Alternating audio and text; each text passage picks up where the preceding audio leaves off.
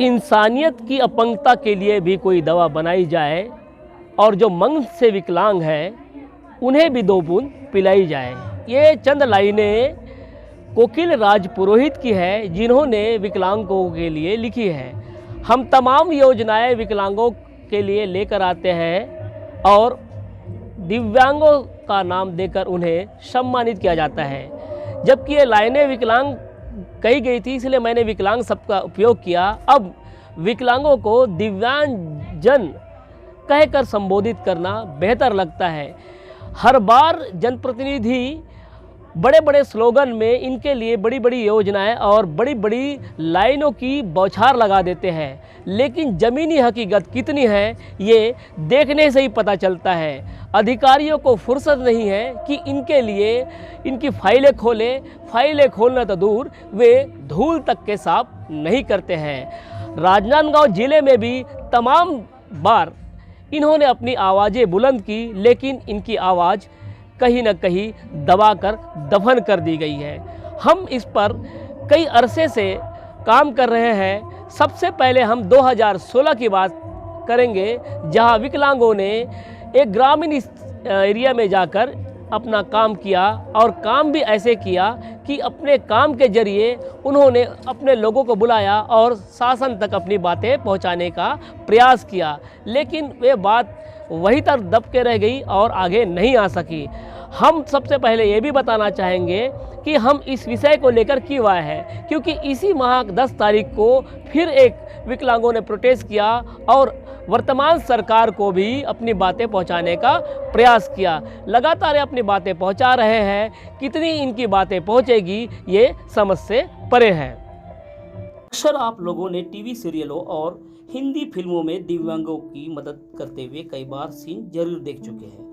हो सकता है कि आप लोगों में से कईयों ने इनकी मदद भी की होगी, लेकिन दिव्यांग होने का दंश उन्हीं को मालूम है जो ये दंश झेल रहे हैं। जब आप इनके करीब पहुंचेंगे तो इनको सुने, समझे और महसूस करेंगे तो निश्चित है कि आपके भी आंसू छलक पड़ेंगे।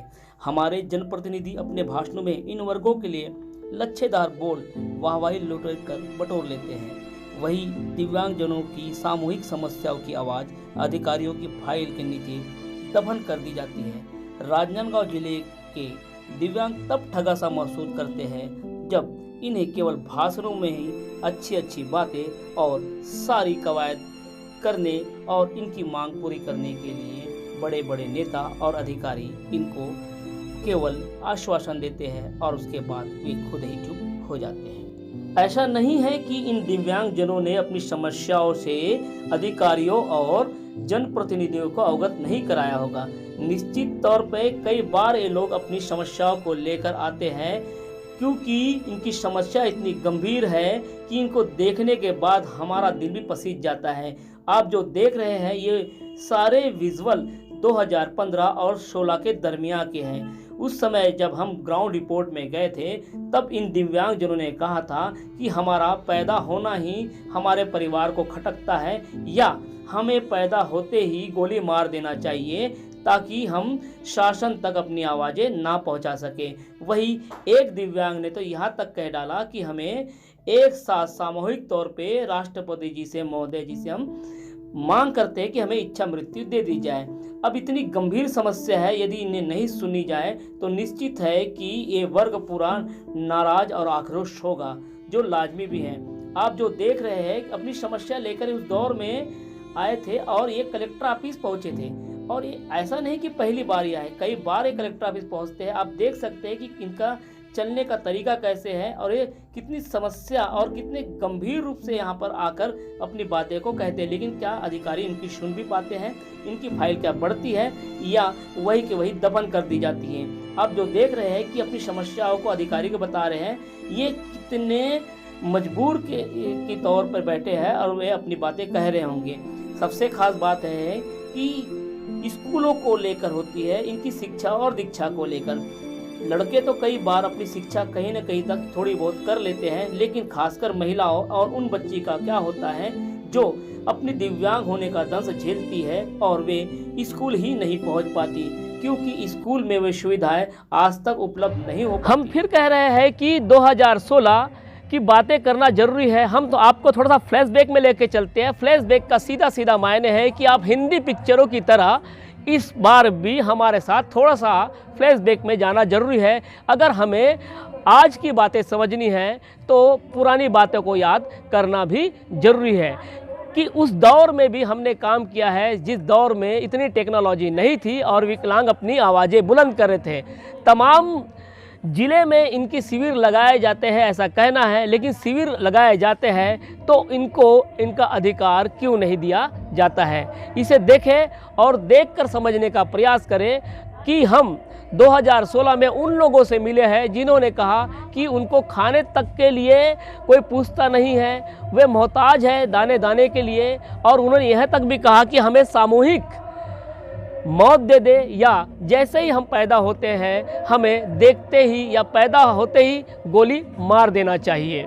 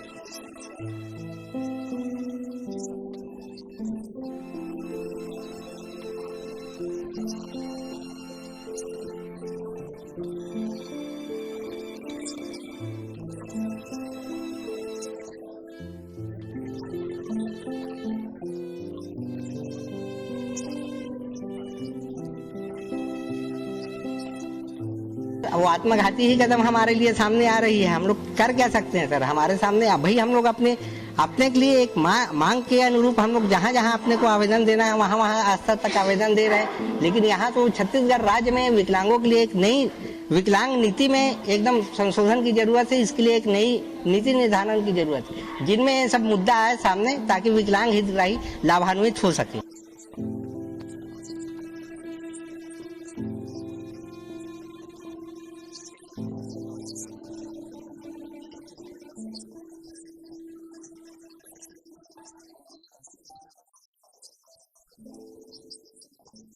अब हम राजनांदगांव में अभी हाल में ही 10 फरवरी के आसपास एक फिर प्रोटेस्ट हुआ था। उस दौरान भी ये लोग आए थे और ये वे लोग हैं जो सैकड़ों किलोमीटर दूर चलकर राजनांदगांव जिला मुख्यालय का सफ़र करते हैं, जिनके चलने का साधन और आने का जो मार्ग है वो कैसे होगा और कैसे ये लोग आते होंगे, जबकि कईयों के पैर नहीं हैं। कई लोग हैं जो देख नहीं सकते, कई लोग हैं जो बोल नहीं सकते और कई लोग ऐसे भी हैं जो चल ही नहीं सकते। फिर भी न चलने वाले, न देखने वाले, न बोलने वाले, न ही सुनाई देने वाले, फिर भी अपनी आवाज़ बुलंद करने के लिए राजनांदगांव पहुँचे थे।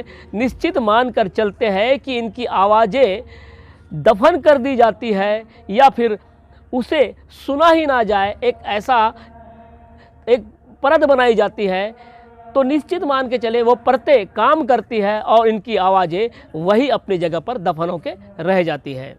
फरवरी में छत्तीसगढ़ विकलांग संस्था ने अपनी बातें कहने के लिए दिन भर प्रोटेस्ट किया। अपने 12 सूत्री मांगों को लेकर ये राजनांदगांव जिला मुख्यालय पहुंचे थे। अब ये भी ध्यान देना चाहिए कि लॉकडाउन के बाद इतनी बड़ी संख्या में मुख्यालय पहुंचे, इन लोगों की आवाज़ सुनी भी जा रही है या नहीं। और यह भी ध्यान रखने का होगा कि जब सामान्य लोगों का काम काज पूरी तरह प्रभावित हुआ लॉकडाउन के बाद, तो इन्हें कैसे यहाँ तक पहुँचने के लिए समस्या आई होगी। और हम आपको ये भी बता दें कि इनके जो पदाधिकारी है उन्होंने बताया कि हमारा आंकड़ा जिले में 80,000 पार है, जबकि ये अधिकारी बहुत कम आंकड़ा बताते हैं और निश्चित तौर पे ये आंकड़ा चौंकाने वाला भी हो सकता है। इससे यह भी मानकर चला जा सकता है कि या इनका शिविर नहीं लग पाता या लग पाता है तो ये इन्हें काउंटिंग ही ढंग से नहीं कर पाते होंगे, तभी तो ये आंकड़े मैच नहीं कर पा रहे। अब इनकी बातें खुद सुने। हम लोग विकलांग है, इसका सभी दुनिया में संसार को पता है और विकलांगों को जो अधिकार मिलना चाहिए वह अधिकार आज तक, चाहे पुराना शासन हो या अभी का सरकार हो, हमें नहीं दिला पा रहे हैं। हर विकलांगों के लिए जो शासन ने आवास योजना कहा है, उसे भी अभी तक हमें प्राप्त नहीं हो पा रहा है। किसी भी विकलांग को 2000 के 2 सूची की मांगते हैं। तो क्या हम विकलांग हैं तो क्या 2002 में पैदा होंगे तभी हम विकलांग होंगे क्या? उसके बाद पैदा होंगे कि वो विकलांग नहीं होगा? तो उसको वो कोई प्रकार का जो सुविधा है शासन का, क्या वो नहीं मिल सकता? साथ ही साथ जो शासन का जो योजना है, अन्य राज्यों में 3000 रुपये जो पेंशन मिलता है और हमारे यहाँ का राज्य जो छत्तीसगढ़ है वह मात्र 350 रुपया है। तो ये मतभेद, ये भेदभाव जो है हम विकलांगों के साथ क्यों किया जाता है? साथ ही साथ जो 2016 का जो विकलांग एक्ट है वो पारित बस कर दिया गया है, लेकिन उसे लागू क्यों नहीं किया जा रहा है, जो हमारा मेन अधिकार है। तो इन सभी चीज़ों को विशेष ध्यान में रखकर शासन को हमारी मांगों को और हमारे तकलीफ़ों को, हमारे कष्टों को, क्योंकि हमारे जो विकलांग भाई बहन हैं, ऐसे विकलांग भाई बहन हैं, कुछ लोग तो चल नहीं पाते हैं, कुछ लोग खा नहीं पाते अपने हाथों से, कुछ लोग अच्छे से सो नहीं पाते, मतलब अपना दैनिक क्रियाकलाप भी नहीं कर पाते। ऐसे विकलांग हैं। तो शासन सिर्फ दिव्यांग कह देने से ही हमारा सम्मान नहीं बढ़ेगा। हमारा सम्मान कब बढ़ेगा? जब हमें पूरा अधिकार मिलेगा, तब हमारा अधिकार बढ़ेगा। आपने पढ़ाई भी की होगी, क्या किया?